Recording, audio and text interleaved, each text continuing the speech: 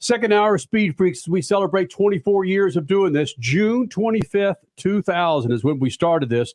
And now 24 years later, Freak Nation, thank you guys for being a part of this. Thank you, radio affiliates across the country, for making this the largest motorsports radio television show on the freaking planet. YouTube, Twitter, Instagram, Facebook, those things weren't there when we started this damn thing, but they are now. And thank goodness, because you guys can watch us anytime, anywhere. And, of course, on MAV TV, our good friends at MAV TV. It was Remember message boards? Yes, I mean, I do. guess they still exist. Reddit's around, and Reddit's pretty useful at times. But message boards were the deal. Like, NASCAR had its own message board. J-Ski's still big, but it's just in a different capacity. IndyCar had a gazillion message boards that always thought they were right. Mm-hmm. It's just, wow, how things have changed. Coming up this hour as we celebrate 24 years of Speed Freaks. Last hour's 2005 interview with Tony Stewart. And then this hour will be 2006 with Kenny and Brandon Bernstein, when Brandon Bernstein was running a fuel car and Kenny Bernstein was out of the car temporarily. Speaking of frosted tips, yeah, are we going to see? We just saw it with Tony Stewart. We're probably going to see it with Brandon Bernstein and Kenny. We've also got Fernando Alonso, where the three of us caught up with the Formula One champion prior to him getting in a sports car and running the Daytona 24-hour. And that was before he ran the Indy 500, too. 2018. I'm saying that like I'm not sure, but we'll get to the bottom of that, Freak Nation. Again, thank you guys for being a part of this big old thing. Christopher Bell with a big old race win on rain tires. However, his race win this week will be eclipsed by conversation. Richard C. Suave, the changing of the track guards when it comes to playoffs for 2025. Playoffs. That is correct. Breaking news if you're watching us live on Sunday or listening to us on the Freak Radio Network from Jordan Bianchi via his podcast, The Teardown on The Athletic. He is reporting that Watkins Glen and Homestead are coming out of the NASCAR playoffs in 2025, and New Hampshire and Gateway are going into the playoffs in 2025. Now, hold on a second. Wasn't there another one coming out and another one going in? I from what I understand, that is correct. Also out, Atlanta is out, and also taking its place will be Darlington. Darlington into the playoffs. So into the playoffs, Darlington, Gateway, Loudon. Mm-hmm.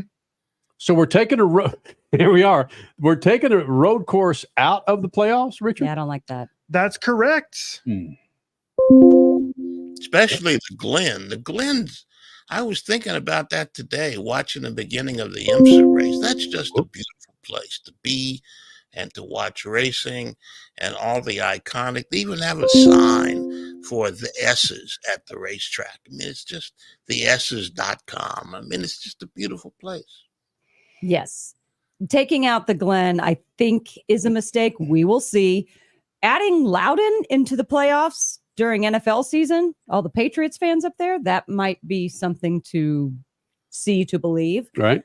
But yeah, Gateway, Darlington, I'm all for that. The thing that caught my eye the most here is if this is to be believed, and then we believe it is, obviously, we're going to have Phoenix as the championship race. That's been confirmed. We have Martinsville, which is a long time member of the NASCAR playoffs. We're going to have Worldwide Technology Raceway and New Hampshire. All those, what all those share in common? They're all short tracks. 1 mile ovals. Yeah, exactly. Which is wild. They're all short tracks. Say what you feel, Richie. You're holding it back. It's okay. Well, it's dumb. It doesn't make any sense. You're trying to crown a champion of your entire schedule. So you know what we're going to do? We're going to put the same track 4 different times in our playoffs. Ridiculous. It doesn't make it's dumb. I don't understand it. 4 out of the 10 championship playoff races being short tracks, 1 mile short tracks, does seem odd. Now, there are 3 cutoffs. So maybe if they have a short track in the first 3 races before the cutoff, then the next 3 races before the cutoff, then the next 3 races, and lo and behold, your championship race is on one of those tracks as well. Only if they do it that way will it actually make sense. But again, you have to diversify. You've got to have your super speedways in there.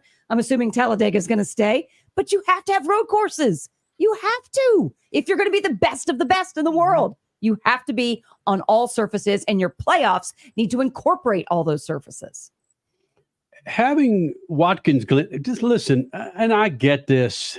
According to Twitter, which again, 2% of the planet's on, you guys don't like road courses. I don't understand that. I don't understand that, man. And I try. I freaking try. Are you telling me that listen, that's why top 40 radio stations, that's why pop music is so freaking popular. The rotation of these damn things are so frequent, you'll hear Taylor Swift every freaking 60 minutes. You'll hear Luke Combs on the country station every 45. Listen, I get that. I understand it. But damn it, let's go a deep cut. Man, there's such thing. Man, I'm showing my freaking age.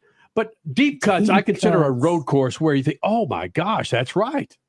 Forgot about that song. I forgot about that track. I don't understand why you have such a fascination, NASCAR fan, for ovals. Why? Are you telling me? It's the foundation of the sport. Say it again? It's the foundation of the sport. You want to clear that frog? I've been trying. Go ahead. I'll mute your mic. Go. You can also take me off the screen if you want. Rick Allen was having issues up in the booth for NBC on Sunday. Crash can't speak. It's going to my Hoosier. Someone, listen, we get numerous comments on Twitter. We get numerous comments during this show about road courses, and they favor ovals over road courses. There's not been one argument yet that I've seen that tends to back me off from my claim that I enjoy road courses more than I enjoy the thrill of sitting in turn one at Texas Motor Speedway and those Cup cars going by me at almost 200 miles an hour. There's something about that.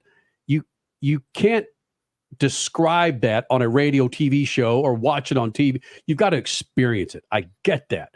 But watching a damn oval I'm sorry. There is, on our 24th anniversary show, I do remember an email that we got from a listener, because this was before we were on TV, who said, wow, we're all having issues, man. Who said there's too many turns in a road course. She could keep up with the 2 turns on an oval. Seriously? You're being dead serious. There's too many turns in a road course? People, please don't embarrass yourselves like that. But listen, Crash. Stat was leading to something about being able to keep up with the race, where road course is. Ask someone, and I get this. Ask someone to tune into Le Mans or the Daytona 24-hour and tell me who's leading without that graphic over there, right? Valid. The novice motorsports fan couldn't tell you. Well, hold on. That car got first in that. Hold on a second. That car didn't look like that car. But we're not talking about a multi-class series. We're talking about one NASCAR Cup Series. And these are supposed to be the best drivers in the world. Therefore, if you are going to be the best drivers in the world, I still won't even lay claim to that with Formula One, because those guys are too afraid to drive on ovals. It's like, come on, people. You have to drive every single type of track if you are to be considered the best in the world. Well, we've been dumping all kinds of praise on NASCAR, and they're not making these decisions in a vacuum. True. They're making these decisions based on numerous items. I get that. And I'm just this lonesome guy over here in the corner that likes myself some freaking road courses. And a guy that will walk, when I'm at a road course and I will walk the track to experience the road course in 3 or 4 different turns. You have to. There's no way you can get around it. You have to. Mm-hmm. You got to see them turn left and right, go slow, go fast. That's the whole point of racing. Like you said, Crash, if you're going to claim to be the best, you got to be able to work in all the venues. I'm giving Chris Blair all the credit in the world at Worldwide Technology Raceway.